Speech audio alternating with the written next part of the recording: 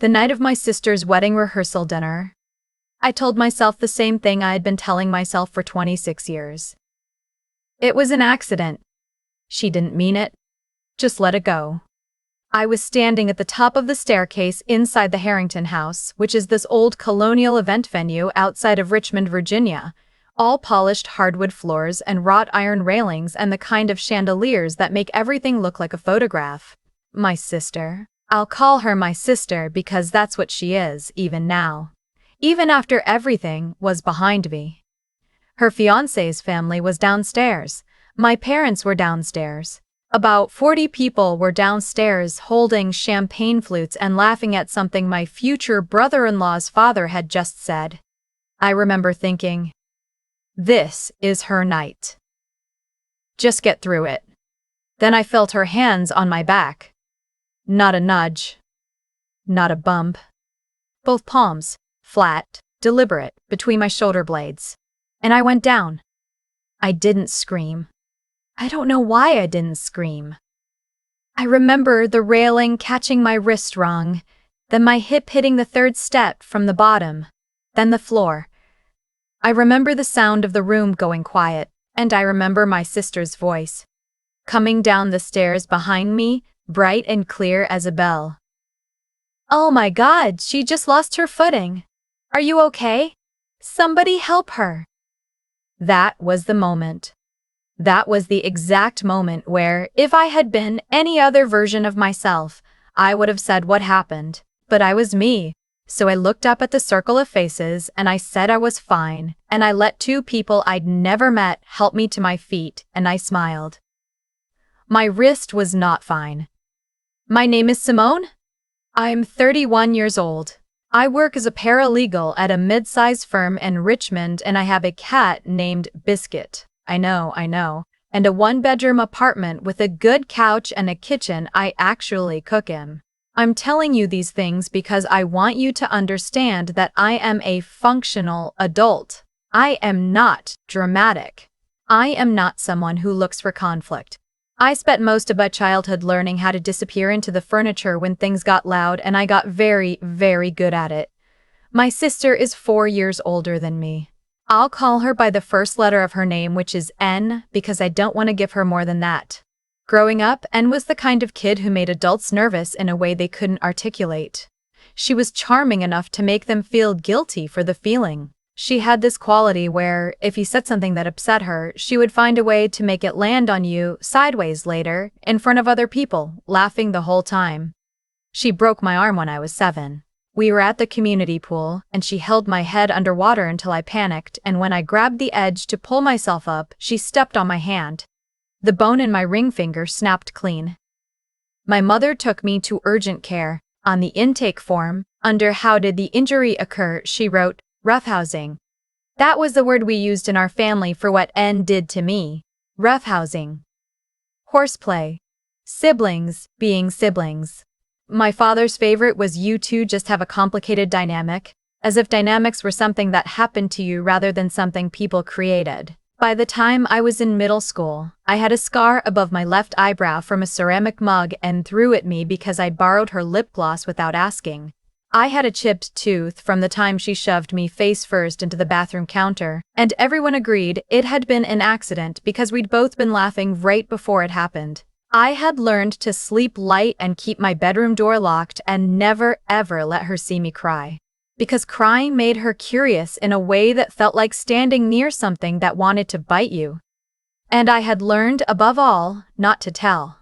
Not because I was afraid of N exactly, though I was, but because telling felt like detonating something that would collapse on all of us. My mother would cry. My father would go quiet and cold and disappointed. N would become a martyr and I would become the problem. I had run that scenario enough times in my imagination that it had worn a smooth groove in my brain, and I just didn't go down that road anymore, so I didn't tell. I got good grades and I stayed out of her way, and I left for college in Charlottesville when I was 18, and I exhaled, finally, for the first time in years. We were not close as adults. We texted occasionally. I came home for Christmas. I learned to manage my exposure to her the way you manage an allergy. Predictable doses in controlled environments, always with an exit strategy. And then she got engaged. Her fiancé is a decent man, I want to be clear about that. He's a financial analyst from a large family in Northern Virginia. And he is thoroughly, earnestly nice in a way that made me sad when I thought about it too hard. He didn't know. He couldn't have known. Anne had spent decades perfecting the version of herself she showed to people who weren't me. When she called to tell me she was engaged, she cried. Happy tears, she said. She said she wanted me to be her maid of honor. I said yes. I don't know why I said yes. I think some part of me believed that she had changed. That adulthood had softened something in her. That the woman who was planning centerpieces and cake tastings and seating charts could not possibly still be the same person who had made me feel like a hunted animal in my own home. That part of me was wrong. The first incident was 3 months before the wedding. We were in a bridal shop in McLean for her final fitting, and I made a comment, offhand, genuinely not meant to be critical, that the bustle on the back of the dress looked a little heavy for her frame. She was quiet for the rest of the fitting. On the way out, she walked behind me through the revolving door and let it spin back into me hard enough that I stumbled into the lobby. She was already laughing when I turned around. Oh my God, I didn't even touch it. It just came back at you. Are you okay? 3 people saw it happen.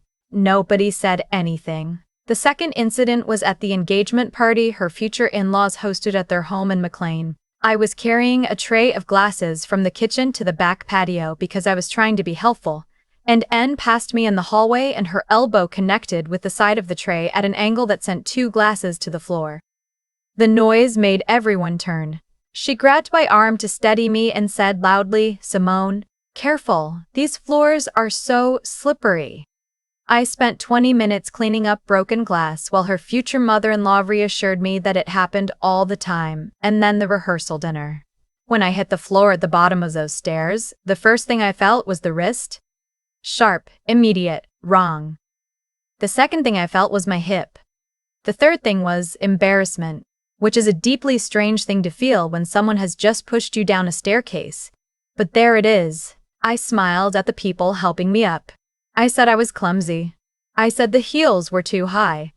My father appeared at my elbow and asked quietly if I needed to go outside. I said I was fine. He nodded and went back to his conversation. Anne spent the next hour being attentive and performative about it in front of everyone, getting me ice, asking every 20 minutes if I was sure I was okay. Playing the concerned older sister so completely that I started to wonder, as I always did, if I had imagined the hands. I had not imagined the hands. I drove home that night with my wrists wrapped in a bar napkin and 3 paper towels full of ice that had mostly melted by the time I got to the highway. I told myself it was sprained. I told myself I would sleep it off and it would be fine in the morning. I had a dress fitting at 10 a.m. and a hair trial at noon, and the wedding was in 5 days, and I was going to be fine. I was not fine.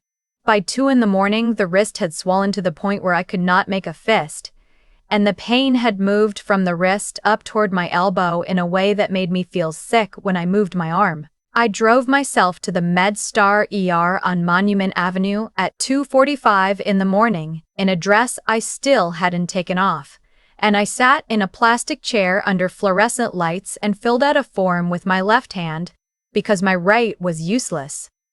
The intake nurse looked at me for a long moment. What happened? I fell down some stairs at an event, I said. She wrote something down. I didn't see what. Dr. Okonkwo came in around 4 a.m. He was unhurried in the specific way that good emergency physicians are unhurried, like the pace was a choice, not an accident. He looked at the X-ray for a long time before he spoke. You have a fracture at the distal radius, he said. Here. He pointed. And there's some bruising on the scaphoid that I want to image again to rule out a second fracture. But I also want to talk to you about something else. He pulled up a second image on the screen. Older looking. The contrast different. This is your left hand, the ring finger. He paused. This healed without intervention at some point. Probably childhood. Do you know what caused it? I was quiet for a moment. Pool accident, I said. When I was a kid. He nodded. He didn't write anything down yet. And your left eyebrow. The scar. How did that happen? I looked at him. Simone, he said. And he said my name the way people do when they want you to know they're paying attention. I'm not asking to cause you distress. I'm asking because I'm a mandatory reporter, and what I'm seeing on this film and on this intake form is a pattern I've been trained to recognize. You don't have to tell me what happened, but I want you to know that you're allowed to. Nobody had ever said that to me before. You're allowed to. I don't know if it was the 4 a.m., or the fluorescent lights, or the fact that I was sitting in a hospital gown with mascara on my jaw and a fractured wrist and a dress I'd worn to my sister's rehearsal dinner, but something came undone in me that I had been holding together for a very long time. I told him everything, not all of it. Not the ceramic mug and the pool and the tooth and every small particular cruelty from 2.5 decades of living in the same house as someone who enjoyed watching me flinch. But I told him about that night. I told him about the hands on my back. I told him that she had done things like this before, many times, and that I had never called it what it was. He listened. He did not look skeptical or uncomfortable. He took notes in a careful, neutral way. I'm going to need to make a call, he said.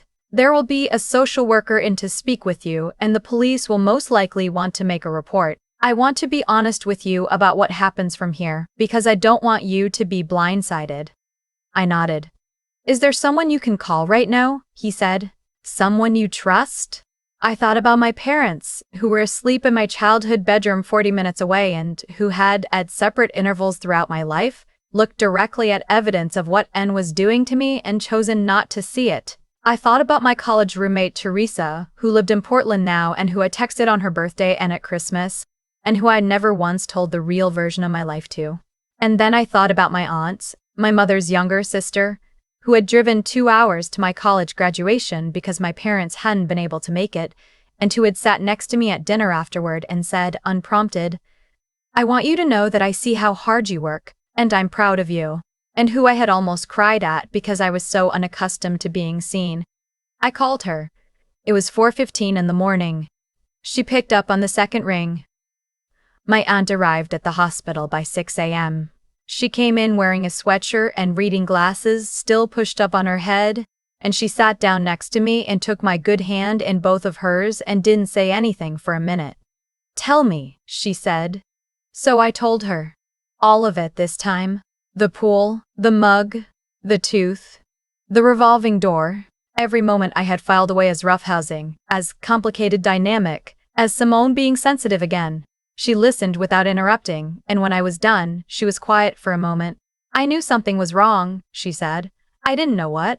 I wish I had pushed harder. You couldn't have known. I should have asked. She squeezed my hand. You don't have to protect her anymore. I started crying. I hadn't cried about N in years, maybe a decade, because I had become so practiced at the management of it that the emotional response had just sort of dimmed. But sitting in that hospital room in the gray early light with my aunt's hands around mine, I cried until I couldn't breathe. It was the most relieved I had ever felt. The police came. A detective took my statement. He was professional and did not make me feel like I was overreacting, which I had been braced for. He asked about the prior incidents. I told him what I could remember, which was a lot because I had a very good memory for things I had never let myself think about directly. He asked whether I had any witnesses to the staircase incident. I thought about it. At least 30 people, I said. But most of them didn't see her touch me. They saw me fall. We'll look into it, he said. What we didn't know yet, what I didn't find out until later, was that the Harrington house had security cameras in the main hallway and on the staircase landing. Standard for an event venue, the kind of thing nobody pays attention to at a rehearsal dinner because, why would you? The footage was there. I don't want to describe what it was like to watch. I watched it once, later, with my aunt beside me, and I have not watched it again. What I will tell you is that it was not ambiguous. There was no angle interpretation required. You could see her hands. You could see the deliberateness of it. You could see me fall, and you could see her face in the half-second before she started performing concern, and that half-second was the clearest thing I had ever seen in my life. She had known exactly what she was doing. The detective filed charges, Assault causing bodily injury. Given the pattern I had described, and the old healed fracture and the X-ray, and the ER records, the DA's office was interested in the broader history as well, though much of it was too old to prosecute directly. My parents were not charged. I have complicated feelings about that. They were questioned. My mother cried. My father said the things my father always said, which were the right words arranged in an order that added up to nothing. What they did not do, could not do, I think, once the camera footage existed, was say it hadn't happened. That was new, and did not get jail time. I want to be honest about that because I know it's the part that will make people angry, and it made me angry too. She received a suspended sentence, mandatory counseling, 2 years of probation, and a no-contact order. Her attorney argued that it was a first offense, that there was no documented prior history, that she was under extreme stress from wedding planning, that her relationship with her sister was complex. Some of those arguments landed. The part that mattered to me was the no-contact order. For the first time in my life, I don't want to see her was not a preference I had to justify. It was a legal fact. Her wedding was called off. I did not call it off. Her fiancé made that decision on his own after he saw the footage and then had a conversation with her that I was not present for. He called me 3 weeks later from a number I didn't recognize and he apologized. He said he was sorry he hadn't seen it. I told him there was nothing to apologize for because there wasn't. She had spent her whole life learning to show people only what she wanted them to see. My mother called me 18 days after the incident. She did not apologize. She said she was worried about N, who was really struggling. She asked if I might consider, once things settled down, reaching out. I told her I loved her. I told her I was not able to have the conversation she was trying to have, and I told her that I would need some time.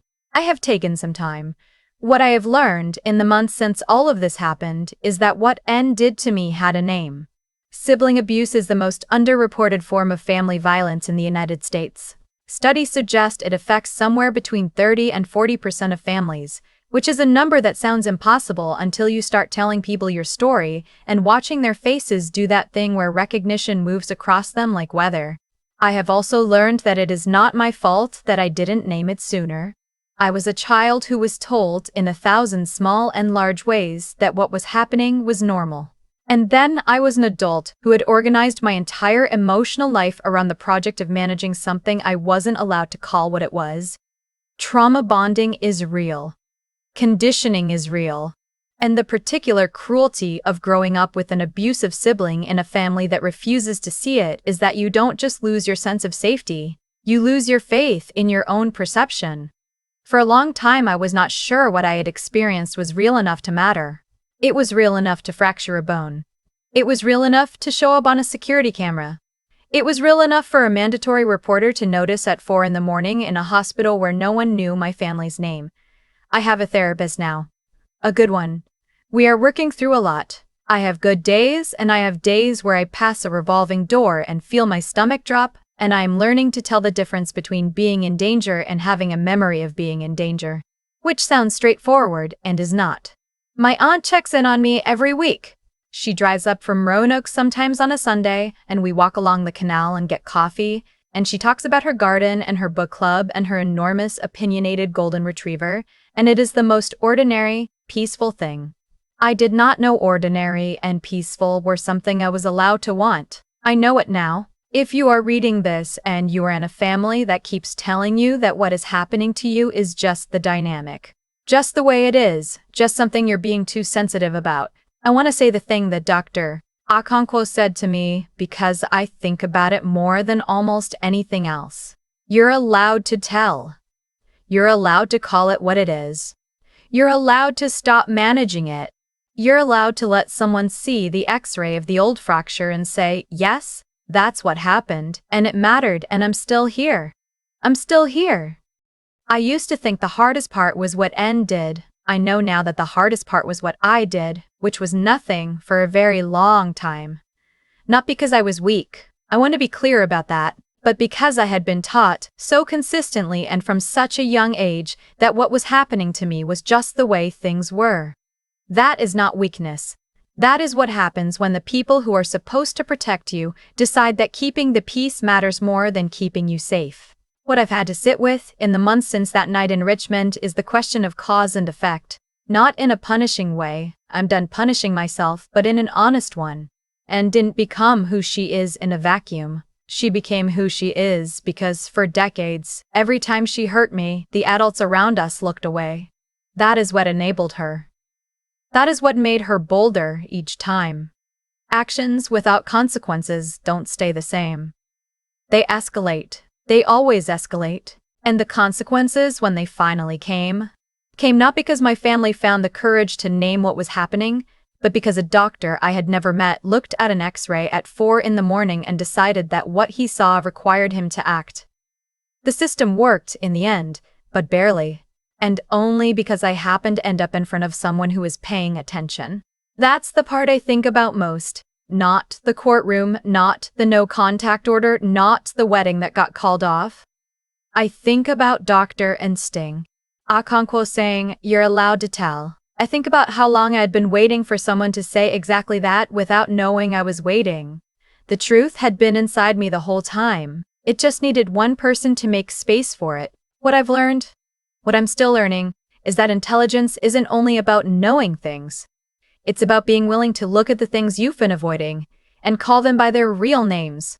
For years, I was smart enough to manage the situation, but not yet brave enough to name it. Those are different skills. Naming it is harder. Naming it means you can no longer pretend the thing is manageable. It means the story you've been telling yourself has to change. And changing a story you've lived inside for 26 years is one of the most disorienting things a person can do. But on the other side of that disorientation is something I didn't have before. I have my own perception back. I trust what I see. I trust what I see. I know the difference between a mistake and a choice, and I know that I am not responsible for the choices other people make, even when those choices land on me. Anne made her choices. My parents made theirs. And I spent a long time absorbing the consequences of both. That chapter is closed now. I made a choice too, that morning in the ER.